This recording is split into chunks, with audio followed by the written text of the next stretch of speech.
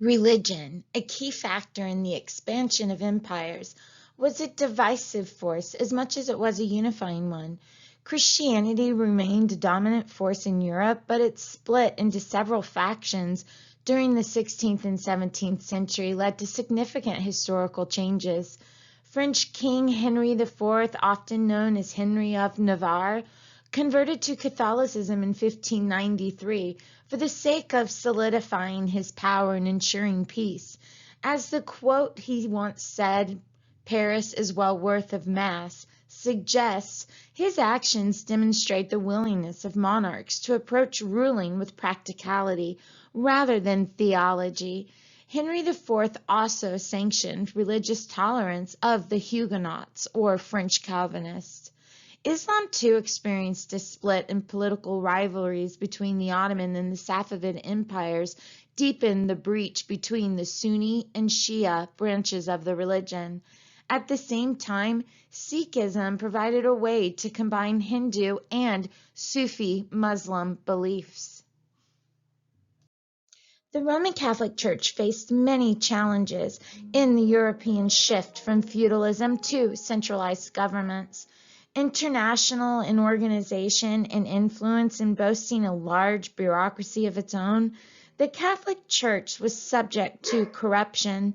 Efforts to curb corruption resulted in numerous church conflicts and reform movements. However, efforts at reform were unsuccessful. Theological disagreements began to surface as well. John Wycliffe and the Lollards in England in the late 14th century argued that priests were unnecessary for salvation. Wycliffe was vilified for translating parts of the Bible into the English vernacular language to make it available to the mass of believers who neither read nor understood Latin. In the early 14th century, the Hussites, followers of Jan Hus in Bohemia, were declared heretics for beliefs similar to Wycliffe's. Hus himself was burned at the stake. Zwingli campaigned in Geneva for a religion that would follow the exact teachings of the scriptures and disregard customs that evolved later. For example, he opposed the requirement for celibacy of the clergy because he argued that the rule was imposed long after the scriptures were written. The power of the church suffered during the so-called Babylonian captivity from 1309 to 1377, when the papacy was located in France rather than in Rome. The captivity gave French rulers greater influence over the church, even the ability to decide who should be pope. Newly centralizing rulers who coveted church lands and authority began confiscating wealthy Catholic monasteries and sometimes established their own churches. In the eyes of believers, the church suffered further when it failed to stop the Black Death. A monk named Martin Luther in Wittenberg, a German city in the Holy Roman Empire, concluded that several traditional church practices violated biblical teachings. He objected to the sale of indulgences, which granted a person absolution from the punishments for sin, and to simony, the selling of church offices. As a result, Luther defiantly challenged the church by nailing his charges, the 99 Theses, to a church door. Luther advocated for the theological stance of sola fide, or faith alone, for the basis of salvation for the Christian believer, rather than how Roman Catholicism felt, which was good works and faith. The church reacted harshly. It and the local political ruler needed the money these practices generated. Luther persisted. In January 1521, Pope Leo X excommunicated Luther. Several German political leaders saw an opportunity to free themselves from the power of the Pope. They sided with Luther. Soon, what had begun as a minor academic debate became a major split in the Roman Catholic Church and the Holy Roman Empire, or what is later known as Germany. Martin Luther was not a political or social revolutionary. When German peasants rebelled, he did not support them. But his theological ideas had social impact on the clergy as well as on women. Luther taught that women could have direct access to God just as men could. Luther's emphasis promoted women's literacy. He believed that women had significant roles in the family, particularly teaching their children to read the Bible. However, Protestants generally did not organize convents. As a result, Protestant women did not have the opportunity to become leaders in a vital institution the way that Roman Catholic women did. The French theologian John Calvin broke with the Catholic Church around 1530. In 1536, he authored the Institutes of the Christian Religion and helped reform the religious community in Geneva, Switzerland. The elect, those predestined to go to heaven, ran the community, which was based on plain living, simple church buildings, and governance by the elders of the church. Calvin's followers in France were called Huguenots. Other offshoots of Calvinism included the Reformed Church of Scotland led by John Knox and the Puritans in England and later in Boston, who wanted to purify the Church of England of any Catholic remnants. Historian and sociologist Max Weber pointed out that an important socioeconomic impact of Calvinism is contained in the phrase Protestant work ethic. Calvinists were encouraged to work hard and reinvest their profits.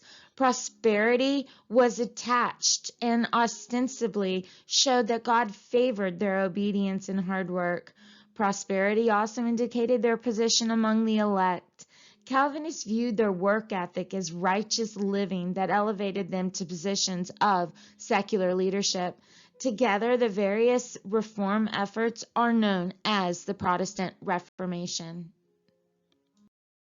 The last of the three major figures of the Reformation was England's King Henry VIII, who ruled from 1509 to 1547. Henry wanted a male heir to succeed him. After his wife gave birth to several daughters, Henry asked the Pope to annul his marriage so he could marry another woman, Anne Boleyn. But the Pope refused out of worry over the reaction of Charles V, the powerful emperor of the Holy Roman Empire. Henry, with the approval of the English Parliament, set himself up as head of the new Church of England, or Anglican Church, one that would be free of control by the Pope in Rome. He quickly granted himself a divorce. Okay, kids, so today's story time is kind of long, and I'm sorry about that, but this is a very complicated story, and there is lots of drama to tell you. So here's Henry VIII over here. He's sitting on the couch across from me. I'm looking at him like, dude, what were you thinking? And he's like, I don't know, women. So anyways, here's the story of Henry VIII and what a not wonderful husband he was. So his first wife is right here, Catherine of Aragon. She is the daughter of one of the most powerful queens in all of history, Queen Isabella of Spain, and her husband, King Ferdinand. They have a daughter named Joan the Mad. I'll tell you about her some other time. But anyways, she becomes the next Queen of Spain, and her son then becomes the King of Spain after her shut up in a nunnery kind of thing. And he's Charles V, the most powerful emperor in all of Europe, and he's very, very Catholic. He's king of Spain, king of the Netherlands, he's king of Austria, king of the entire Americas, king of everywhere, and that's his aunt sitting right here. So also, by the way, that is Henry VIII's sister-in-law. So she first marries his brother dies. She says they never consummate the marriage. Who knows? Only history, nobody knows actually. But she claims she didn't. So he falls in love with his brother's widow, and he's now king of England, so he can do what he wants, and he marries her. She's older than him. They have children, but she keeps suffering from miscarriages, which is perhaps a reason, she was a Habsburg from Spain, and they did have a long history of infertility and insanity and a big jaw. But anyways, that's for another time. So Henry VIII marries her. They love each other, blah, blah, blah. She has a daughter, Mary I. It's important to remember Mary. We'll talk about her later. Oh, wow, what a woman. Anyways, so after a time, though, she doesn't have a son. She keeps having miscarriages. And Henry, being Henry, is like, oh my gosh, what if God doesn't want me to be married to this woman? And by the way, at the same time, this woman, Anne Boleyn, had returned from France where she had been trained to be a seductress lady. History doesn't look good on her. I mean, they treat her like really some bad names for women, but actually she's a really strong woman. And Henry falls in love with her, and he's like, hey, come to my chamber. And she's like, no, I'm sorry, I'm not going to do that until we're married. And so then, I mean, she rejects the king. And I mean, she could have lost her head for that, but instead she rejects him.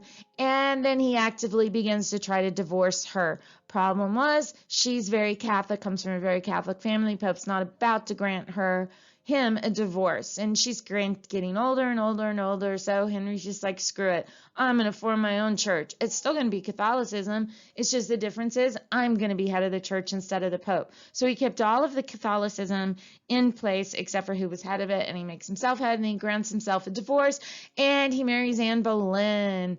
She was kind of sassy, kind of told him, spoke her mind. She didn't make friends at court, and that's going to cost her in the end. But what really costs her is she has a baby, and the baby's a girl, and all he wants is a son.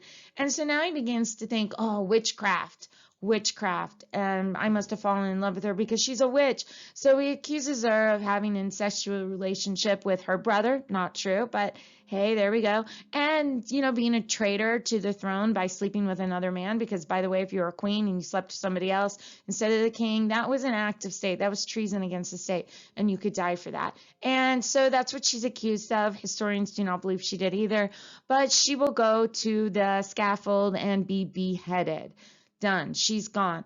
In the meantime, she had a lady in waiting named Jane Seymour, and Henry had been looking at her like, pretty. Let me kill my wife first. So once she's dead, he then marries Jane Seymour, the lady in waiting. Okay, so this is getting long. I know I'm at 4 minutes, and I'm sorry. So anyways, Jane, oh, what a sweet one. She actually has a son and then promptly dies. So she dies in childbirth, and she's done. But she does have a son. He's kind of weak. So now Henry has a daughter from Catherine named Mary, a daughter from Elizabeth named Anne, and a son from Jane named Edward. But she dies, and he decides to make a political marriage with her. They really wanted this. She was a German princess, and they thought from a Protestant state, and they thought if they got married, this would be a political trade agreement, blah, blah, blah. Henry VIII's like, okay, send a painter. I want to see her first. So they send a painter, and the painter was told on his way, hey, make her look good. So he makes her look good, and Henry decides, okay, I can marry her. And Anna Cleves is much younger. By this time, Henry's older, kind of gross, got sores on his legs. He's not as pretty as he was when he first married Catherine. But anyway, she agrees. She gets to England. She takes one look at him, and she's like, oh, no. He takes one look at her and is like, no, I can't do it. So he offers her an annulment, and he says, here, I'll give you a bunch of money, and you won't have to marry me. Or, well, they get married, but they don't have to stay married. They never consummate it. And you can live in England rich, free to do whatever you want. She's like, yeah, I'll take that. So she does. So their marriage is annulled. She goes on to live very happily without him. Next, he marries a young 18-year-old girl, and this is Catherine Howard. Catherine Howard had already had several love affairs before she married the king, but the king didn't know that. He thought she was just perfect. Well, then she started having love affairs with one of the servants. She gets caught. Boom, her head has to go, and she's beheaded.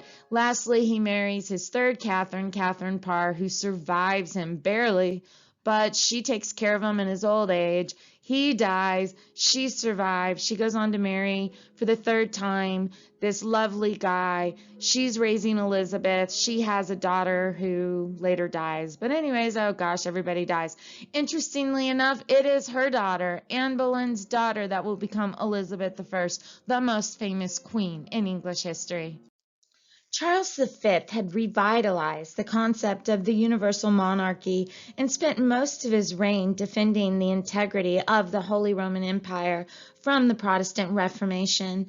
Like Charles V, Peter the Great of Russia asserted his authority as he moved against the Orthodox Church. The Church had long been a force unifying the Russian people and the czars who claimed to rule by divine right. Peter confirmed his power over the church by abolishing the position of patriarch, the head of the church, and incorporating the church into government. In the place of a patriarch, he established the Holy Synod. The Holy Synod was composed of clergymen overseen by a secular official who answered to the Tsar. Peter raised the minimum age for men to become eligible to be monks to 50, preferring that the young serve first as soldiers. Peter's reforms were not welcomed by many peasants and old believers, a sect that opposed earlier reforms. The Roman Catholic Church, all powerful in Europe since the fall of Rome, did not sit quietly by and let the Reformation groups take over. Instead, it embarked on a vigorous counter-Reformation to fight against the Protestant attacks. A three-pronged strategy yields such gains for the Church that it remains the largest Christian denomination in the world. The Church increased the use of the Inquisition, which had been established in the late 12th century to root out and punish non-believers. The Inquisition sometimes allowed the use of torture to achieve its ends. The Jesuits, or Society of Jesus, a religious order founded in 1540 by Ignatia of Loyola, also opposed the spread of Protestantism. The Jesuits undertook missionary activity throughout the Spanish Empire, as well as in Japan and India. And lastly, the Council of Trent from 1545 to 1566 corrected some of the worst of the Church's abuses and concentrated on reaffirming the rituals such as marriage and other sacraments, improving the education of priests as well. The council also published the Index of Prohibited Books, a list of writings that the Church banned, including Protestant copies of the Bible and the writings of Copernicus. The Counter-Reformation was successful in that Catholicism remained the predominant in areas of Western Europe near the Mediterranean Sea. Moreover, later colonies of the European powers often followed the lead of the home country in religion. Therefore, most of the people in the Spanish, Portuguese, and French colonies became Catholic. Charles V abdicated as ruler of the Holy Roman Empire in 1555, discouraged by his inability to stop the spread of Lutheranism. He left Spain to his son Philip II and the Holy Roman Empire to his brother Ferdinand. Philip II took the Catholic Crusade to the Netherlands and ruled its 17 provinces from 1556 to 1581. He later tried to conquer and convert England. In 1588, his Spanish Armada was defeated by the English naval power. By the way, he also, for a time, married Mary I, Catherine of Aragon's daughter. Europe's religious divisions led to frequent wars. In 1546 and 1547, the forces of Charles V fought the German Lutheran princes. Conflict between Lutherans and the Holy Roman Empire resulted in the 1555 Peace of Augsburg, which allowed each German state to choose whether its ruler would be Catholic or Lutheran. As a result, churches and inhabitants were forced to practice the state religion. People who refused could move to another state where their preferred religion was being practiced. In France, Catholics and Huguenots fought for nearly half a century. Then in 1593, King Henry IV, who had been raised as a Protestant, tried to unify the country by becoming a Catholic, reportedly saying that Paris is well worth a mass. 5 years later, in another step to bring peace, Henry issued the Edict of Nantes, which allowed the Huguenots to practice their faith.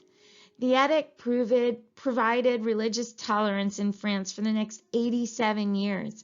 In 1685, Louis XIV of France issued the revocation of the Edict of Nantes.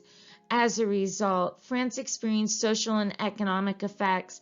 For example, many skilled craftsmen left France, taking knowledge of important industry techniques and styles with them.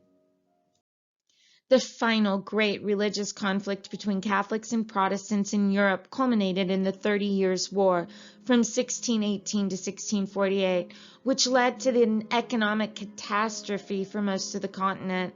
The 30 Years' War was initially initially the result of a religious conflict within the Holy Roman Empire, it gradually developed into a more general conflict involving European powers. Much of the destruction was caused by troops who were allowed to loot as part of their compensation.